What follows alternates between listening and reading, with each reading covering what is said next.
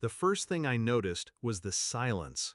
Basement silence isn't quiet, it's empty. No cars, no clocks, just your thoughts pressing in like concrete walls. I don't remember how long I screamed the first night, just that he didn't answer. No footsteps, no key, just his voice through the vent. 3 days in the dark will fix you. And Mom, she wasn't gone. She was right upstairs, telling the cops I was out with friends. They weren't always monsters, at least not the kind you recognize right away. Dad used to bring me candy when I got good grades. Mom used to braid my hair and tell me I was her little miracle. They smiled at church, volunteered at food drives. People said we were the perfect family.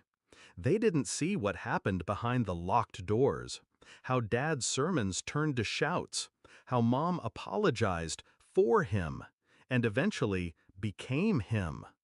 It started unraveling when I stopped obeying, when I asked too many questions, refused to pray after being slapped, refused to call it love when it felt like control. They said I was rebellious, that I needed discipline, that I was turning into trash. I told a teacher, once. The next night, the Wi-Fi went out, so did my phone, so did every door that used to have a working lock, except the one to the basement. He grabbed me in the middle of dinner. I still had food in my mouth when he dragged me by the wrist. Mom didn't say a word. The basement door slammed. The bolt clicked. Then darkness.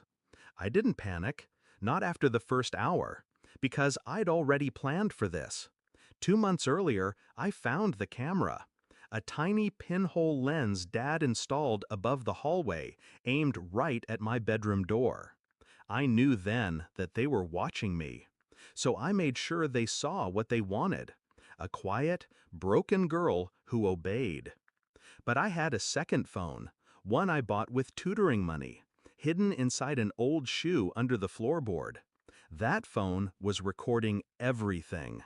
On day 2, I whispered into it, "If I don't make it out, this is what happened."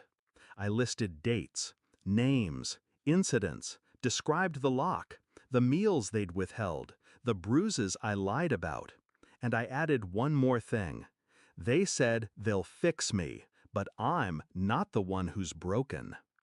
When the door opened on day 3, I was on the floor too, weak to stand.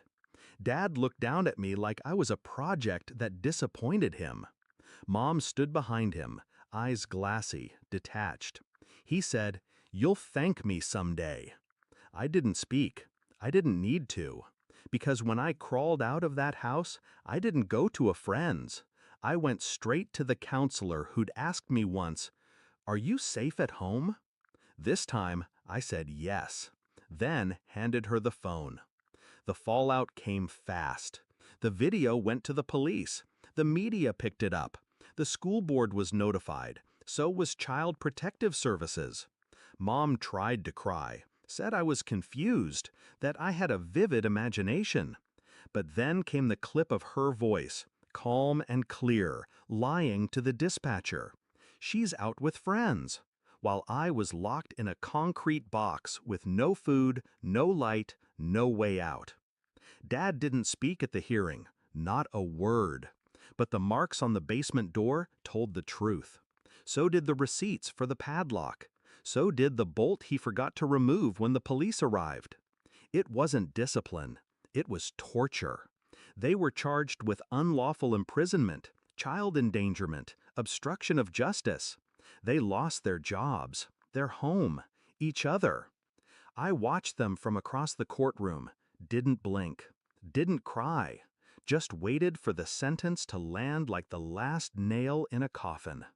I live with a foster family now. They're quiet, kind. They knock before entering my room. They listen when I speak, and they believe me. People say I was brave, but I wasn't brave. I was ready. I was the girl they tried to break, who broke them instead.